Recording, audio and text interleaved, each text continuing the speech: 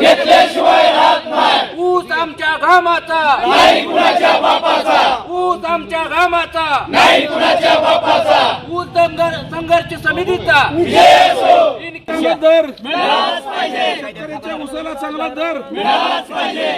पंढरपूर येथे विश्रामगृहामध्ये शेतकरी चळवळीतील जे जे काय चळवळी असतील सगळ्या एकत्र करून आम्ही ऊस दर संघर्ष समिती स्थापन केलेली आहे। गेल्या वर्षी सुद्धा ह्या माध्यमातून आम्ही आंदोलन करून ह्या सोलापूर जिल्ह्याला 600 कोटी रुपये शेतकऱ्याच्या थेट खात्यावर जमा करून देण्याचं काम या ऊस दर संघर्ष समितीने केलेलं आहे। ह्या वर्षी सुद्धा त्याच पद्धतीनं त्याच ताकदीनं आम्ही या ऊस आंदोलनामध्ये उतरलेलो आहे। आज कारखानदाराच्या समोर 2 महिने अवकाश आहे। पहिल्यांदा ह्या जिल्ह्यातील कारखानदाराने ऊसाची पहिली उचल जाहीर करावी आणि मगच कारखानदारी चालू केली ही आमच्या या ठिकाणी पहिल्यांदा त्यांची मागणी आहे। दुसरी गोष्ट 60 वर्षाच्या कालावधीमध्ये पहिल्यांदा साखरेचा दर 75 रुपये गेलेला आहे। परंतु मीडिया माध्यमातून आम्ही बघतोय की आज या ठिकाणी सगळ्या मीडियाचं शहराच्या लोकांचं बजेट कोलमडलंय। माझी शहराच्या लोकांना विनंती आहे की सगळ्या मायबापांना विनंती आहे, कारण आज शेतकरी आज या ठिकाणी रात्रंदिवस कष्ट करतोय, त्याच्या ऊसाला कुठं चांगला दर भविष्य काळामध्ये येईल। आज बाजारामध्ये गेल्यानंतर साखर स्वस्त आहे, फक्त बाकी सगळं मागलंय। डाळी 150 रुपये किलो गेले, त्या शेंगदाणा 200 रुपये गेलंय। आज काजू बदाम जी काय तुम्ही खाताय ते 1000 आणि 2,000 किलो घेता, अहो साखर तुम्ही 100 रुपयाला काय अडचण घ्यायला।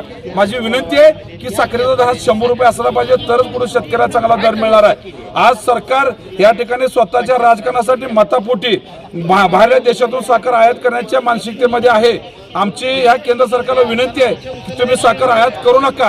ह्या देशामध्ये ह्या देशाला 5 वर्ष पूर्वी एवढं साखर आम्ही मिळवून उत्पादन केलेले आहे। तुम्ही ह्या सगळ्या व्यापाऱ्यांचे गोडवान शिल्क चौकशी करा आणि चौकशी करून त्याची गोडवान शिल करा, कारण एवढी साखर आहे की 5 वर्ष पूर्वी एवढी साखर आहे। परंतु सगळ्या व्यापाऱ्यांनी आणि सरकारने याच्या काय मंत्र्यांनी हे बरोबर गणित जुळवून साखरेचं हे केलेलं आहे। तरी तुम्ही साखर आयात करू नका, साखर मोठ्या प्रमाणात आहे। दुसरी गोष्ट इथेनॉल बाबतीत सुद्धा आमचा सर्व शेतकरी त्याचं समर्थन करत आहे आणि ह्या सगळ्या गोष्टी आम्ही करणार आहे। आणि सोलापूर जिल्ह्यामध्ये येणाऱ्या हंगामाची उचल काय असले पाहिजे हे आम्ही प्रत्येक गावामध्ये जाऊन तिथल्या शेतकऱ्याला विचारून आणि मग भूमिका घेणार आहे। आणि माझी कारखानदाराला विनंती करतो, पहिल्यांदा मागचं आमचं देणं पूर्ण क्लिअर करा आणि ह्या वर्षी ज्या आता पोळा आलेला आहे, एवढा मोठा शेतकऱ्याचा सण आहे, त्या पोळ्याला 250 रुपये आणि दिपोळी 250 असं 500 रुपये ही प्रामाणिक आमची मागणी राहणार आहे। आणि जो कारखाना देणार नाही त्याची आम्ही मस्ती उद्देश असं राहणार।